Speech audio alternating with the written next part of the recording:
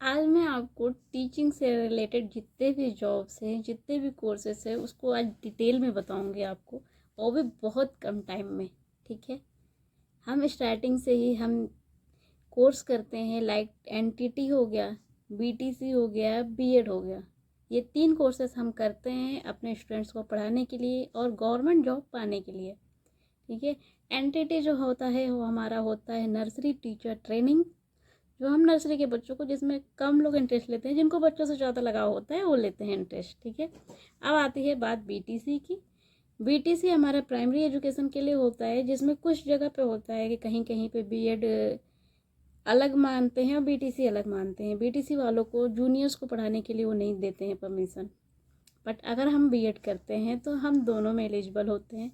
हम बीटीसी वाले जितने भी वैकेंसीज आती है उसके लिए भी फुलफिल होते हैं, उसके लिए भी हमारी क्राइटेरिया कंप्लीट होती है, और हम बीएड में तो ऑलरेडी होते ही होते हैं। और इन सब में एक मैटर करता है सब्जेक्ट कॉम्बिनेशंस का। वो क्या है, आज इसको आप डिटेल में समझो। जो आपका सब्जेक्ट ग्रेजुएशन में होता है, बीएड करते टाइम जो सब्जेक्ट आपका ग्रेजुएशन में होता है, आगे चल के टीजीटी में हम वही टीचर, वही ट्रेनिंग कर पाते हैं जो हमारा मेन सब्जेक्ट ग्रेजुएशन में होता है। लाइक अगर हमने ग्रेजुएशन से इंग्लिश में किया है, इंग्लिश में ग्रेजुएशन किया है, तो हम टीजीटी के जो टीचर बनते हैं, train graduate teacher, TGT train graduate teacher जो हम बनते हैं जूनियर्स को पढ़ाने के लिए, हम उसी सब्जेक्ट के टीचर बनते हैं। और सबसे बड़ी बात है, हम टीचर कैसे बनेंगे, उसके लिए सबसे पहले हमारा एक एग्ज़ाम होता है, वो होता है टेट, टीईटी और सीटेट, सीटीईटी।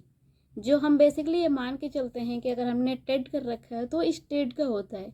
खासकर मैं यूपी से हूँ तो मुझे पता था कि यूपी टेट जो होता है वो यूपी में केवल वैल्यू है, और उसके अलावा बाकी के सीटेट होता है, जो हम हर जगह किसी भी स्टेट में हम एलिजिबल हो जाएंगे अगर हम सीटेट निकाल लेते हैं।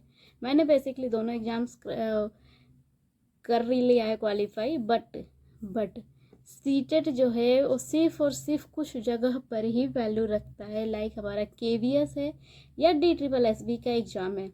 अदर जो एग्ज़ाम्स हैं, जो अदर हमारा स्टेट है, वो टेट अपना पर्टिकुलर कराता है।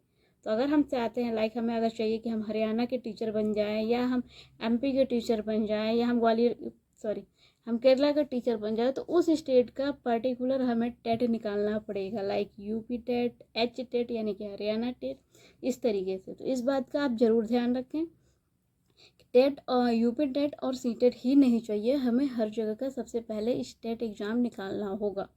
ठीक है, एक बार हम अगर ये एग्ज़ाम निकाल लेते हैं, उसके बाद जो भी वैकेंसीज आती हैं, अगर हमारा सेम स्टेट का है, हमने उस स्टेट का टेट क्वालिफाई कर रखा है, तब हम एलिजिबल होते हैं उसका फॉर्म भरने के लिए, चाहे वो हमारा प्राइमरी का हो, चाहे हमारा पीआरटी प्राइमरी यानी पीआरटी हो, या फिर हमारा टीजीटी हो। और पीजीटी के लिए तो कोई टेंशन ही नहीं होता है। इसके बाद आता है पीजीटी। तो पीजीटी के लिए हमें सबसे पहले मास्टर्स होना ज़रूरी होता है, यानी हमारा एमए एमएससी कोर्स कंप्लीट होना चाहिए। अगर वो कंप्लीट है तो हम डायरेक्ट पीजीटी के लिए अप्लाई कर सकते हैं। पीजीटी में हमें बहुत ही सीनियर पोस्ट, लाइक हम प्रिंसिपल बनते हैं, हम एक सीनियर टीचर बनते हैं। बट अभी के लिए हमारे पास सबसे इम्पोर्टेंट ये है कि हम टीचर बने, चाहे हम प्राइमरी बन जाए, चाहे हम टीजीटी बन जाए, टीजीटी टीचर यानी जूनियर टीचर बन जाए। ओके, अगर अभी भी आपको कोई कन्फ्यूजन हो सब्जेक्ट को लेकर, तो हमसे ज़रूर आप कमेंट सेक्शन में पूछ सकते हो। सबसे बड़ी बात यह है कि हम बेसिकली जो नोटिस किए हैं अपने ड्यूरिंग बीएड में, कॉमर्स के टीचर्स की वैकेंसीज कम आती हैं गवर्नमेंट में। तो आप कोशिश करें, अगर आप कॉमर्स के टीचर हैं तो आप पीजीटी के लिए अप्लाई करो, या आप नेट जीआरएफ करो, ना कि आप टीजीटी के लिए ट्राई करो, क्योंकि टीजीटी में 1-2 पोस्ट निकलती है कॉमर्स के लिए, अदरवाइज वो भी नहीं निकलती है। खासकर एसएसटी में ज़्यादा पोस्ट निकलती है अलग अलग स्टेट में। इंग्लिश की अच्छी पोस्ट निकलती है, मैं बेसिकली इंग्लिश से हूँ। ओके, मैं ट्राई कर रही हूँ, आप भी करो। Thank you.